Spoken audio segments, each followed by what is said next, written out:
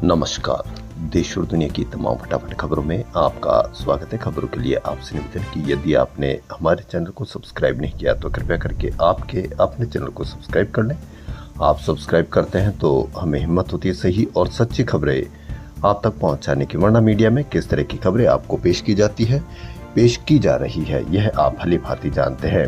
यदि आप प्रदर्शन, धरना प्रदर्शन और कोई मांग यदि गैर उसके खिलाफ रखेंगे तो पूरा मीडिया कवरेज देगा आपको और पूरे मीडिया पर जबरदस्त आपकी पॉजिटिविटी की खबरें दिखाई जाएगी।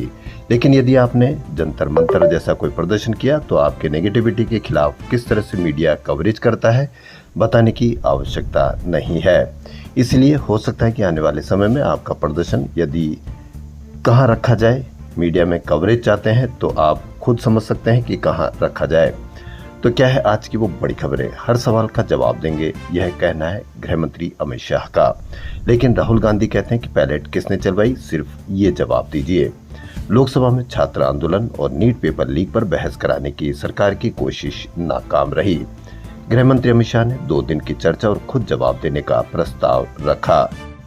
देश के इतिहास में पहली बार ऐसा हो रहा है कि जवाब देने के लिए सत्ता पक्ष अपना विपक्ष से कह रहा है कि वह समय बताए। शर्तें पहली बार रखी जा रही है।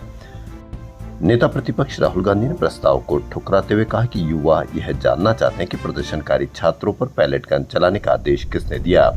विपक्षी भाषण सुनने में दिलचस्पी रखता है। दोपहर 3 बजे सदन बैठने पर फिर हंगामा शुरू हुआ।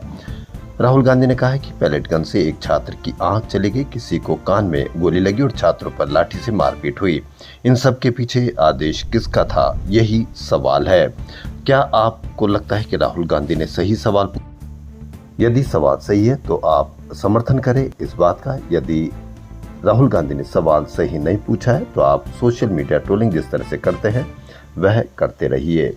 गुरुवार को संसद के मानसून सत्र का यानी आज आखिरी दिन है। यदि सुबह 11 बजे तक विपक्ष बहस पर राजी हो जाता है तो स्पीकर शून्यकाल रोककर बहस शुरू करा सकते हैं।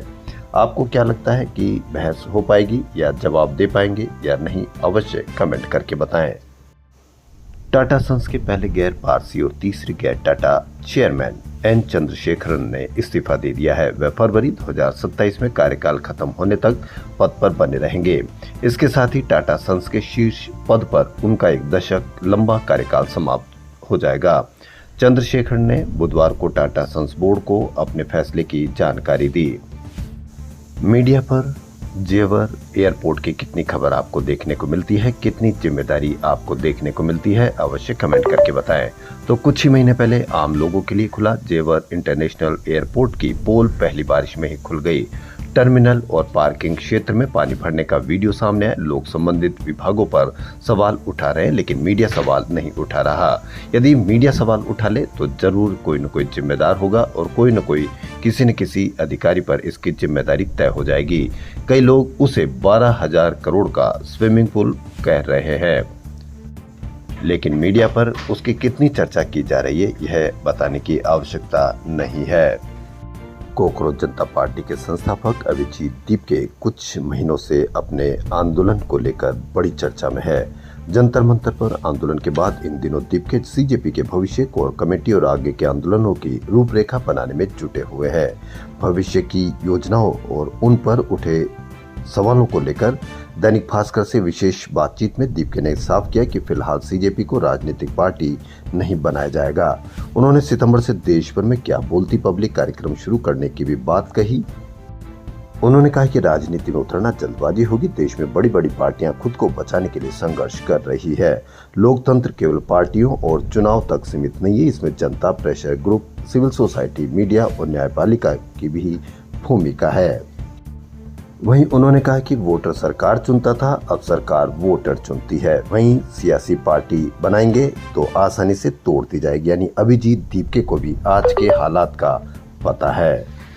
जेल में प्रज्वल रेवन्ना के फोन से 90 पौंड वीडियो मिले। नई एफआईआर दर्ज। पूर्व प्रधानमंत्री का पोता रेप केस में उम्र कैद की सजा काट रहा। यानी वहां पर भी उनको चैन नहीं है, वहां पर भी उन पर लगाम नहीं है। बेंगलुरु की सेंट्रल जेल में बंद पूर्व सांसद प्रज्वल रेवन्ना के मोबाइल में 90 पौंड वीडियो मिले, जब फोन की फोरेंसिक जांच जारी है। जांचकर्ता फोन में मौजूद वीडियो, तस्वीरों और अन्य डिजिटल डेटा की जांच कर रहे हैं। यह भी पता लगाया जा रहा है कि सामग्री कहां से आई और इसका आपराधिक मामले से कोई संबंध है या नहीं है। यह एच.डी. रेवन्ना का बेटा और पूर्व प्रधानमंत्री एस.डी. देवेगौड़ा का पोता है, जो केंद्र सरकार में साथ है। देश और दुनिया की तमाम फटाफट खबरों में फिलहाल इतना ही। धन्यवाद।